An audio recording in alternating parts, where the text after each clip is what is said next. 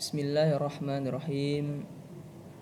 Alhamdulillahi rabbil alamin wassalatu wassalamu ala asyrafil anbiya'i wal mursalin wa ala alihi wa ashabihi wa man tabi'ahum bi ihsanin ila yaumidin amma ba. Alhamdulillah, segala puji bagi Allah Tuhan semesta alam. Selawat bertangkaikan salam kepada junjungan kita Nabi Muhammad sallallahu alaihi wasallam. Pada kesempatan kali ini saya ingin menyampaikan sebuah kisah sahabat, yaitu sahabat yang bernama Abdullah bin Amr bin As, yaitu sikapnya kepada ayahnya yang berpihak kepada Muawiyah. Abdullah bin Amr adalah salah satu sahabat pertama yang menulis hadis setelah mendapat izin dari Nabi Muhammad SAW untuk melakukannya.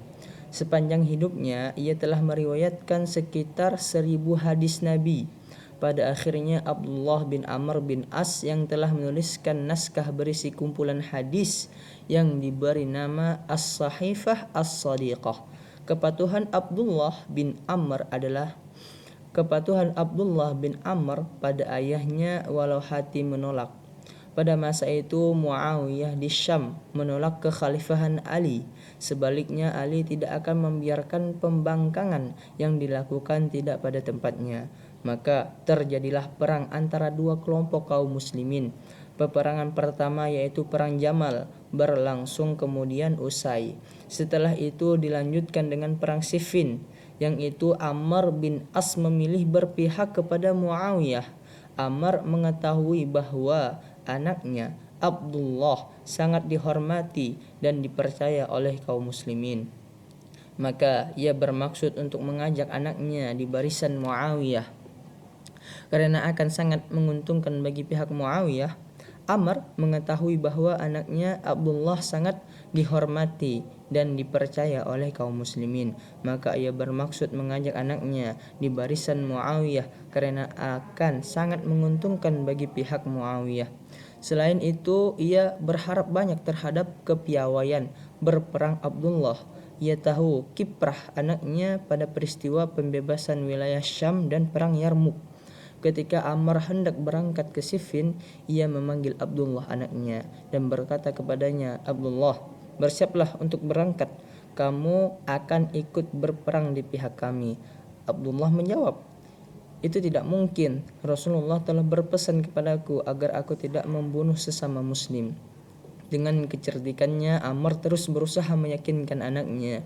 Ia menjelaskan bahwa keberangkatan ini bertujuan agar para pembunuh Utsman dijatuhi hukuman. Amr mengeluarkan senjata pamungkasnya.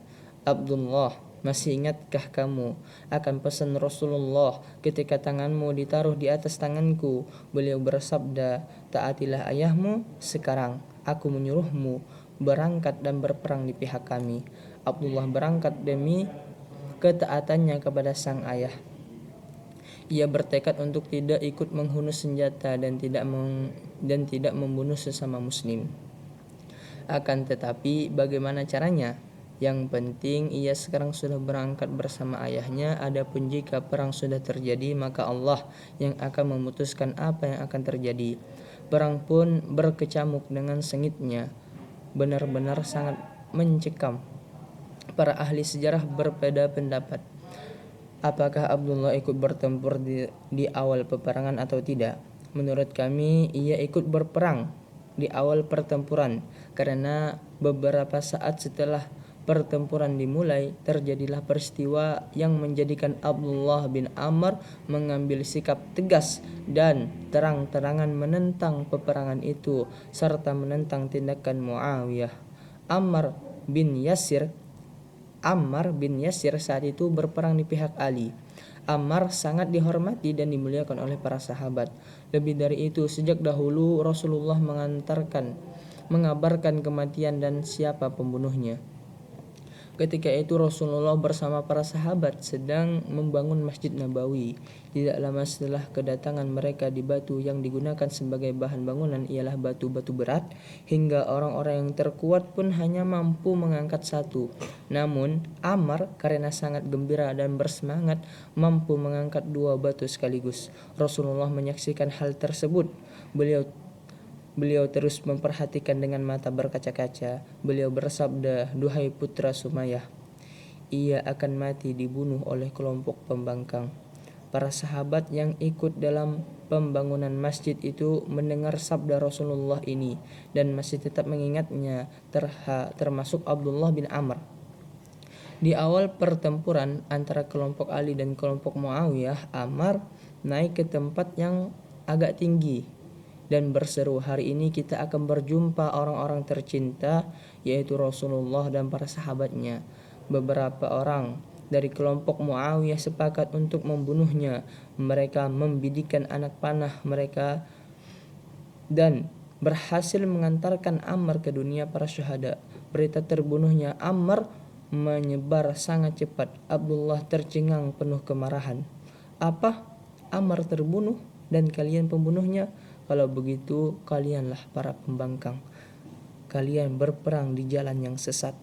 Abdullah berkeliling di antara pasukan Muawiyah, memberikan peringatan, mengendurkan semangat mereka, dan menyatakan bahwa mereka adalah para pembangkang karena telah membunuh Ammar, di mana 27 tahun yang lalu di hadapan para sahabat Rasulullah telah mengabarkan bahwa ia akan dibunuh oleh para pembangkang. Ucapan Abdullah itu disampaikan kepada Muawiyah, maka ia segera memanggil Ammar dan anaknya Abdullah.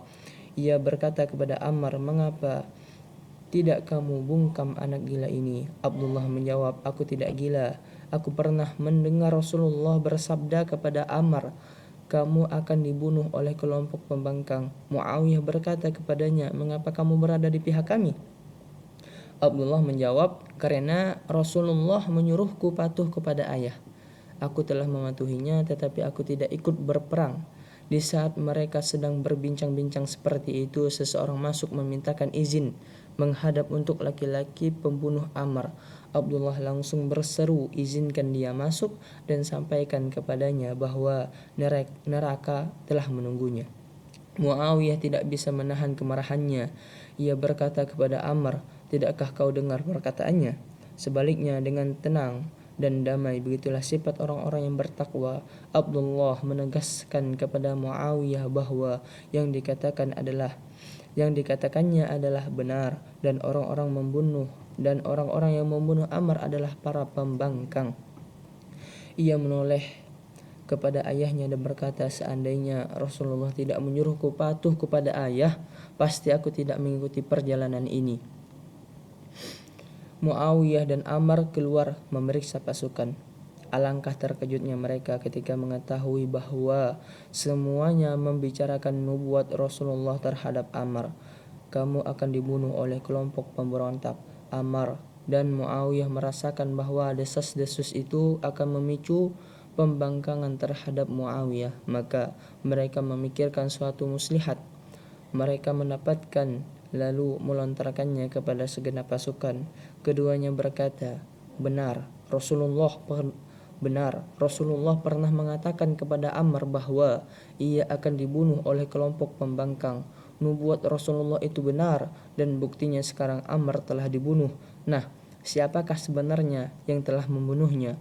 Pembunuhnya tidak lain adalah orang-orang yang mengajaknya ikut berperang. Dalam suasana kacau balau ini, berbagai logika mudah diterima. Begitulah penjelasan Muawiyah dan Ammar langsung diterima oleh para pengikutnya. Maka pertempuran kembali dimulai. Sedangkan Abdullah bin Amr bin As kembali ke masjid dan ibadahnya. Ia mengisi hidupnya hanya dengan ibadah. Akan tetapi keterlibatannya di perang Siffin selalu membuatnya gundah. Setiap kali ia mengingatnya, ia langsung menangis. "Mengapa aku harus terlibat di perang Siffin? Mengapa aku harus terlibat dalam perang sesama kaum muslimin?" Nah, begitulah kisah Abdullah bin Amr bin As. Hikmah yang dapat kita ambil dari kisah ini bahwasanya kita harus tegas dalam kebatilan, tegas dalam semua bentuk kemaksiatan.